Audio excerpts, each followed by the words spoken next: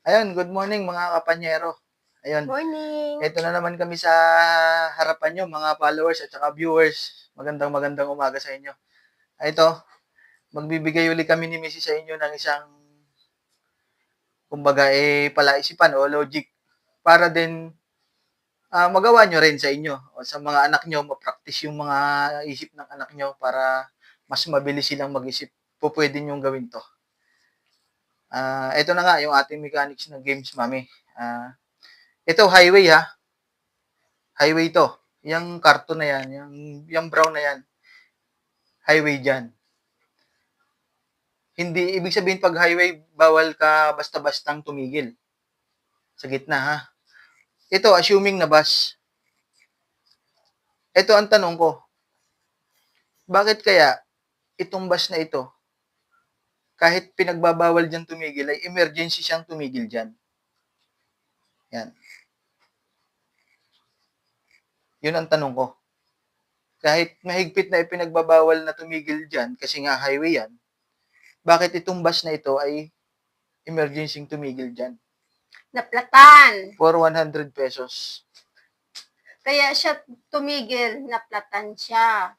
Hindi. Yung mga sinasabi mong sagot diyan, pwede naman yon. Kaya lang, gusto ko talagang yung pinakamalapit na sagot, yung makikita mo diyan sa logic na binigay ko sa'yo. Na aksidente. Mali.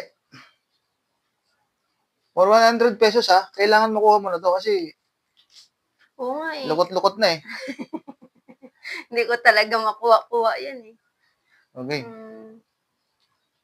Ayun mga kapanyero, gusto ko sanang yung mga sa mga ginagawa kong vlog na ganitong palaisipan o logic, gusto ko sanang sa sunod na vlog ko na sabihin yung sagot para mabitin kayo o ano. Dito na lang sa ganito, ipapakita ko na agad yung sagot. Kasi medyo magulo pa yung ganon. Mahirap Okay. pa yun. Oo. Sunod na magagawa na naman tayo ng video nun pag ganon. Pag sa sunod na vlog, ipapakita sa kanila yung sagot. Panibago na naman. Oo. Tsaka gusto ko rin talagang makuha mo na to. Di ko nga makuha-kuha yun eh. Game. Kasi Ang ganyan, hirap naman kasi. pag logic, kailangan, bago mo galawin yan, namumuo na sa isip mo yung sagot mo. Kasi dapat talaga yan, may mga violation dyan. Pag ginalaw mo to, hawak mo to eh. Pag ginalaw mo to, yun na yung start ng time mo. Yan.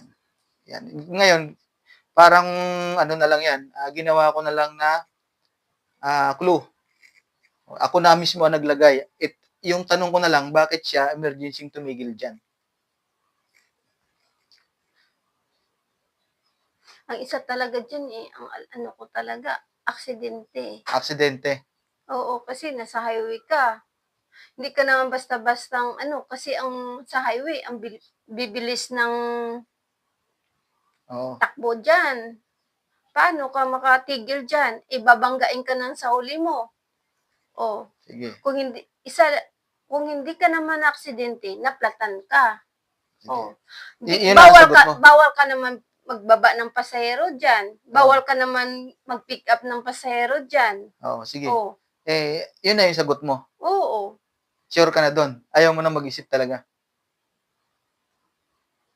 Kasi mga kapanyero, kung tititigan nyo lang yung ginawa kong logic, makukuha nyo na eh. Kahit ikaw, mami. Napakadali eh. Sa mga logic na yan, dyan ako bobo eh. Sige. Paano? Sasabihin ko na ang sagot. Sige. Sige. Ito na yung tanggap mo na. Hindi mo na naman ito makukuha. Okay na sa'yo. Di itatabi ko na uli. Ito na yung sagot. Highway. Assuming na bus, mga kapanyero, umaandar siya patungo roon. Tumigil siya rito, sa gitnang ito. Mami, ayan na yung sagot, basahin mo. Kayo mga kapanyero, ayan na yung sagot, basahin nyo lang.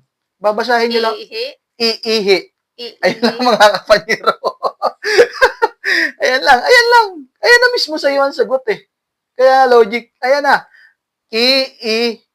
Tapos H ay iihi.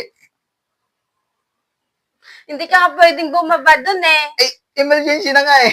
Emergency eh. Bawal yun eh. Kaya nga, sabi ko, nandiyan na mismo ang sagot. Oh, diba? Ay, bawal ka nga bumaba. Nilabag nga eh. Nilabag nga nung driver na bawal. Nilabag. Kasi nga, ihing-ihi na nga siya. Mm. Ayan na yung sagot. Babasahin mo na lang. Ayun lang, mga kapanyero. Ito. Sinishare ko rin sa inyo para gumawa rin kayo ng ganito. Okay lang naman sa akin na gawin nyo rin po sa iba. Yan lang po. Maraming salamat.